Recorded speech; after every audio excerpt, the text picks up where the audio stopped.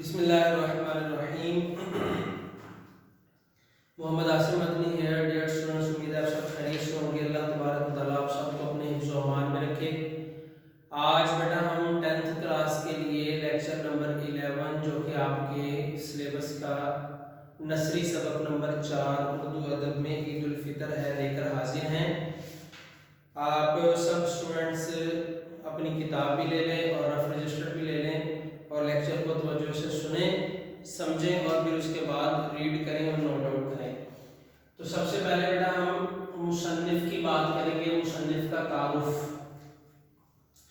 یہ جو مصنف ہیں یہ ڈاکٹر وحید قریشی صاحب ہیں. 1925 میں پیدا ہوئے ہیں. یہ چیزیں میں نے آپ کے سامنے لکھی ہوئی ہیں. یہ ڈاکٹر وحید قریشی کے نام سے مشہور ہیں، جبکہ ان کا اصل نام جو ہے وہ عبد الوحید ہے اور ان کے والد کا نام محمد لطیف قریشی ہے. یہ مشہور MCQs ہیں، بورڈ میں آ جاتے ہیں کہ اس مصنف کے والد کا نام کیا ہے. یہ محکمہ پولیس میں ملازم تھے. ڈاکٹر وحید احمد قریشی صاحب 1925 میں پیدا ہوئے. کہاں پیدا ہوئے ہیں؟ ان کی جائے پیدائش جو ہے وہ میاں والی ہے. تو ان کا تبادلہ ہوتا رہتا تھا ان کے والد صاحب کا. اس وجہ سے ڈاکٹر وحید احمد قریشی صاحب کی جو تعلیم ہے وہ مختلف شہروں میں ہوئی ہے.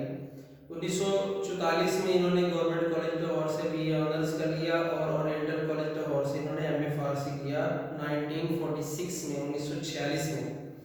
اس کے بعد انہوں نے PhD کی ہے اور پھر اسی طرح 1951 میں انہوں نے تاریخ کے لیکچرر کے طور پر گجرانوالہ میں خدمات سر انجام دی ہیں. پھر اسی طرح یہ بہت سارے کالجز اور یونیورسٹیز میں جو ہے وہ اردو کے استاد مقرر رہے ہیں. پنجاب یونیورسٹی میں جو ہے وہ مختلف مناصب پر یعنی عہدوں پر رہے ہیں. یہ صدر شعبہ اردو بھی، پرنسپل بھی اور اورینٹل کالج لاہور، پھر ڈین کلیہ علوم شرقیہ و اسلامیہ یہ بھی رہے ہیں. پھر اسی طرح انہوں نے اسلام آباد کے اندر بھی خدمات سر انجام دی ہیں. بہت ساری ان کی خدمات ہیں، اسی وجہ سے ان کو جو ہے وہ تمغہ امتیاز، تمغہ برائے حسن کارکردگی اور صدارتی اقبال ایوارڈ بھی عطا کیا گیا ہے. یہ سارا میں نے تقریباً اس کا جو تعارف ہے بیٹا میں نے آپ کے سامنے پڑھ دیا ہے اور آپ نے اچھے طریقے سے خود ریڈ کر لینا ہے. اس میں سے جو MCQs اور شارٹ کوسچنز ہیں وہ نکال لینے ہیں. ان کی تصانیف بھی کافی زیادہ ہے، اساسیات اقبال، نظر غالب وغیرہ، تو یہ بھی آپ نے اپنی کتاب سے دیکھ لینے ہیں. بالآخر ان کی جو وفات ہے وہ 2009 میں ہوتی ہے. اردو ادب میں عید الفطر یہ بچوں کو ایک مشکل لگنے والا سبق ہے، جبکہ یہ مشکل سبق نہیں ہے. تو آج ہم اردو ادب میں عید الفطر کا پارٹ 1 ڈسکس کریں گے. یعنی آج آپ ہاف لیکچر لیں گے. جو اس کا پہلا صفحہ ہے اس کو میں اچھے سے خود لفظ بلفظ میں ریڈ کروں گا تاکہ یہ جو کنفیوژن ہے یہ آپ سب اسٹوڈنٹس کی دور ہو جائے. اردو ادب میں عید الفطر، پہلے یہ سمجھ لیجیے کہ ٹاپک کیا ہے. اردو ادب میں یعنی اردو ادب جو ہے، جو اردو ادب ادبا لکھتے ہیں، ادیب لکھتے ہیں، لکھاری لکھتے ہیں، اس میں عید الفطر کی کیا اہمیت ہے، یہ ہے ہمارا ٹاپک. تو آئیے ہم شروع کرتے ہیں. اس سے پہلے میں آپ سب کو کچھ الفاظ بانی بتانا چاہوں گا، اس کو ہم بعد میں پڑھیں گے. پہلے ہم یہ الفاظ بانی ڈسکس کر لیتے ہیں. غزلیہ شاعری، جو غزل پر مبنی شاعری ہو. حلال و ابرو، ابرو کہتے ہیں یہ بمیں جو ہوتی ہیں جس کو ہم پنجابی میں پروٹے کہتے ہیں، آئی بروز انگلش میں کہتے ہیں. تو ہلال کہتے ہیں پہلی رات کے چاند کو. ابرو چونکہ یہ اس شیپ کا ہوتا ہے، یعنی کہ جس طرح پہلی رات کا چاند ہوتا ہے اور ابرو باریک ہوتا ہے، تو اس لیے اس کو تشبیہ دی جاتی ہے ہلال و ابرو، یعنی کہ پہلی رات کے چاند کو کہتے ہیں. روزے عید کا دن، متعلقات تعلق رکھنے والی چیزیں. حدود حد کی جمع ہے، مراد پابندی ہوتی ہے جہاں پر رکاوٹ ہو، جیسے کہ پاکستان کی حدود ہیں، ٹھیک ہے، ایک شہر کی حدود ہوتی ہیں. پھر اسی طرح دوسرا خلاف کو کہتے ہیں امکانات، ممکن ہونا، ممکن کی جمع ہے امکان یعنی ممکن ہونے سے ہے. اجاگر ہونا، ظاہر ہونا. ملی احساسات، قومی جذبات. ترجمانی، نمائندگی، وسیلہ، ذریعہ. خط و خال، نقوش. اسلامی اقدار، اسلامی قدریں. اسلامی اقدار و روایات ہوتی ہیں نا، यानी इस्लामी कदरें होती हैं, इस्लामी चीज़ें होती हैं, रिवायत होती है एक, यानी जो दीन इस्लाम का हिस्सा हो और वो रिवायतन चलती आ रही हो।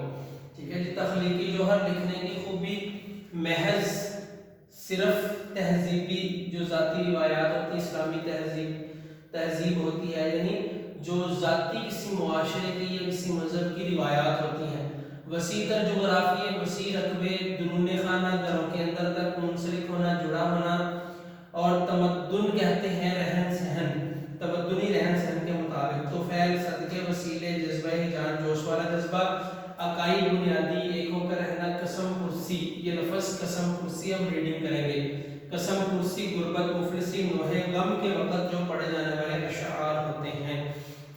तो मैं यहाँ खड़ा होके रीडिंग करूँगा ताकि आप अगर अल्फाज वाली नोट करना चाहते हैं तो साथ साथ नोट भी कर लें। देखिए बेटा, किताब के ऊपर आप देखेंगे तो फिर इंशाअल्लाह ताला आपको बात समझ आएगी।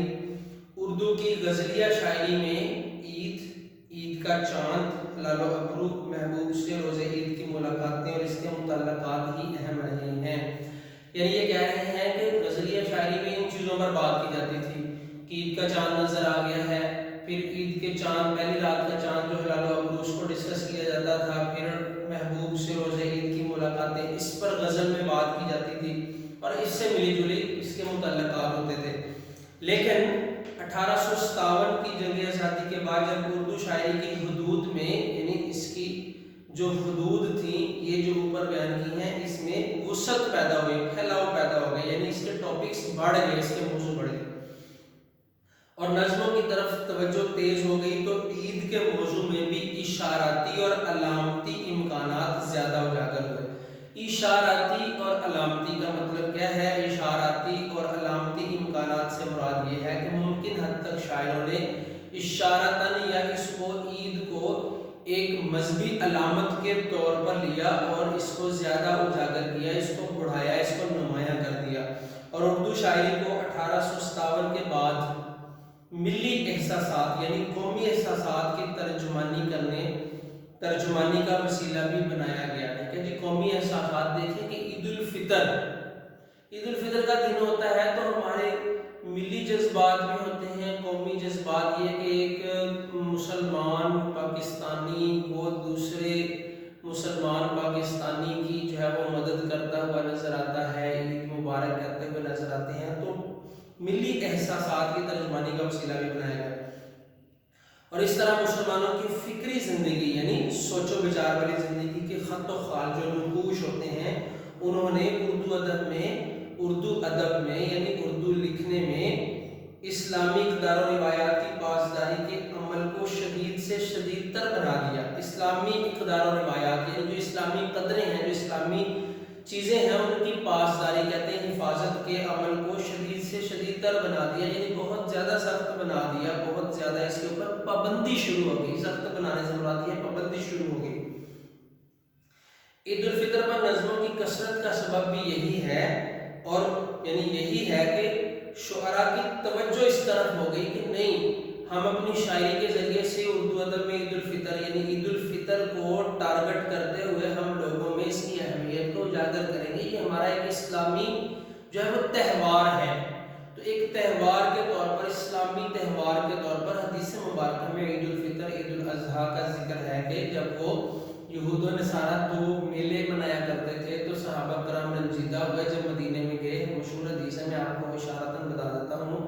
तो हुज़ूर सल्लल्लाहु अलैहि वसल्लम ने इरशाद फरमाया कि अल्लाह ताला ने तुम्हें इन दो दिनों के बदले में दो ईदें अता की हैं और इन ईदों में कितनी हमदर्दी होती है, कितनी गमखारी होती है, कितनी खुशी होती है। और फिर ईद उल फितर में तो माह रमज़ान में रोज़े रखने वालों को मग़फ़िरत की ईद भी दी जाती है।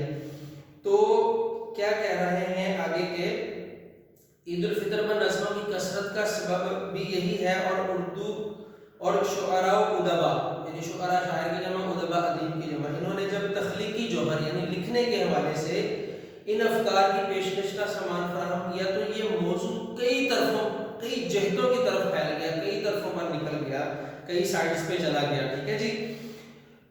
अच्छा जी, आगे क्या है कि ईद को महज खुशी या ईद के चांद को महज साल में एक बार झलक दिखाकर गायब होने के हवाले से देखने की बजाय, यानी ये दो काम ही होते थे ना कि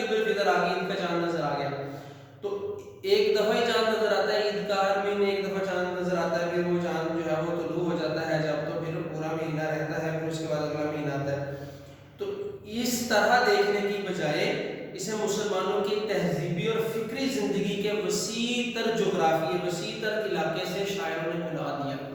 یعنی کہ شاعروں نے عید الفطر کے ایک ایک پوائنٹ پر آگے جا کر ہم شاعری کی بات کریں گے آگے نیکسٹ پیج پہ، نیکسٹ لیکچر میں، تو پھر آپ کو یہ بات مزید سمجھ آئے گی کس طرح شاعروں نے عید الفطر کے چاند کو اور عید کو سامنے رکھتے ہوئے طرح طرح سے شاعری کی اور مختلف موضوعات نکالے ہیں، جسے عید کے موضوعات میں نئی نئی باریکیاں پیدا کر کے اسے ادبی خوشی کے ملے جلے جذبات تک لے گئے.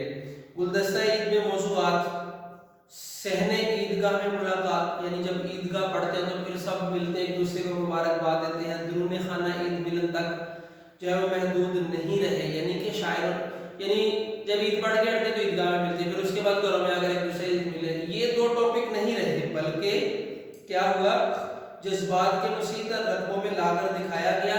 کیسے؟ مسلمان فیشنیبل خاتون کی ڈائری سے چل کر حضور صلی اللہ علیہ وسلم کی عید، کنواری بیٹی کی عید، یعنی ہمارے بزرگوں کی عید، حضور صلی اللہ علیہ وسلم کی کیسی عید ہوتی تھی، یہ ایک الگ ٹاپک ہے. صحابہ کرام، صحابیات، یہ سب الگ الگ ٹاپکس ہیں. کنواری بیٹی کی عید الگ عید ہوتی ہے، سہاگن کی یعنی بیاہی ہوئی عورت کی عید، بچوں اور بڑوں کی عید، دو گانی عید یعنی دو جگہ پر عید کرتے ہیں لوگ، دو گانی عید، دو گھروں میں عید کرتے ہیں. ترکن ماما کی عید، ٹھیک ہے جی، عید اور قرض، عیدی، گھر کی مالکہ کی عید، رمضان اور خیرات، یتیموں کی عید تک عید الفطر ہمیں متوسط طبقے، یہ سارے ٹاپکس بیان کیے ہیں، موضوعات بیان کیے ہیں ادبا نے. عید الفطر ہمیں متوسط طبقے اور غریب طبقے کے مسائل و حالات سے منسلک بھی نظر آتی ہے کہ غریب اور متوسط طبقہ جو ہے وہ بھی، غریب بھی اس دن اچھے کپڑے پہن کے اچھا کھانا کھا رہے ہوتے ہیں یا ان کی مدد کی جا رہی ہوتی ہے. اس وقت متوسط طبقہ جو ہے وہ بھی جو ہے وہ عید کو اچھے طریقے سے مینج کرتے ہوئے منا رہا ہوتا ہے. اس تمدنی پس منظر کے طفیل ایک وقتی جذبہ جان نہیں بلکہ ایک تہذیبی اکائی بن کر ہماری معاشرتی زندگی میں بہت دور تک جاتی ہے. تو کہتے ہیں یہ جو عید الفطر کا دن ہے نا، یہ جو عید الفطر ہے یہ ہمارے رہن سہن کے پس منظر کے صدقے سے ایک وقتی جذبہ جانی پیدا کرتا ہے، یعنی وقتی طور پر جوش نہیں پیدا ہوتا بلکہ ایک تہذیب بنتی ہے اس سے کہ ایک سال کے بعد یہ دن آتا ہے اور اس کو منایا جاتا ہے اور عید پر بہت سارے لوگوں کی صلح بھی ہو جاتی ہے. تو یہ ہماری تہذیب میں ایک اکائی بن کر ہمارے معاشرے کو سنوارتی ہے. اس وسعت پذیری سے موضوع کی جڑیں ہماری ادبی روایات میں پھیل گئی ہیں. ٹھیک ہے جی، خواجہ حسن نظامی یہ ایک شاعر ہیں، انہوں نے دلی کی بربادی کے جو لوحے لکھے ہیں، یعنی لوحہ ہوتا ہے غم کے وقت پڑھے جانے والی نظمیں یا شعر، تو دلی کی بربادی، دلی برباد ہوا تھا تو اس پر بہت سارے شعراء نے کلام کیا کہ جو لوحے لکھے ہیں ان میں دولت اور عزت سے محروم ہونے والے شہزادوں اور شہزادیوں کی قسم پرسی، یعنی کہ جو شہزادے اور شہزادیاں غربت میں آ گئے، مفلس ہو گئے، قسم پرسی میں عید بسر کرنے کا ذکر اہمیت رکھتا ہے. تو یہ پہلا صفحہ بیٹا ہم نے آج کے لیکچر میں کر لیا. پارٹ 2 میں کل ہم نیکسٹ آگے چلیں گے تاکہ آپ کو اچھے طریقے سے جو ہے وہ بات سمجھ آ جائے اور یہ سبق کمپلیٹ سمجھ آ جائے. آپ نے اتنا کرنا ہے اور یہ تمام کے تمام الفاظ معنی جو ہیں ان کو آپ دیکھ لیجئے، لکھ لیجئے، سمجھ لیجئے، ریڈنگ کر لیجئے تاکہ آپ کو مزید پھر اس سبق کو حل کرنے میں پریشانی نہ ہو. اوکے بیٹا، نیکسٹ لیکچر میں آپ سے دوبارہ ملاقات ہوگی انشاءاللہ تعالی. سبق نمبر 4 پارٹ 2 لے کر آپ کے پاس حاضر ہوں گے. اپنا خیال رکھیے گا. اللہ حافظ.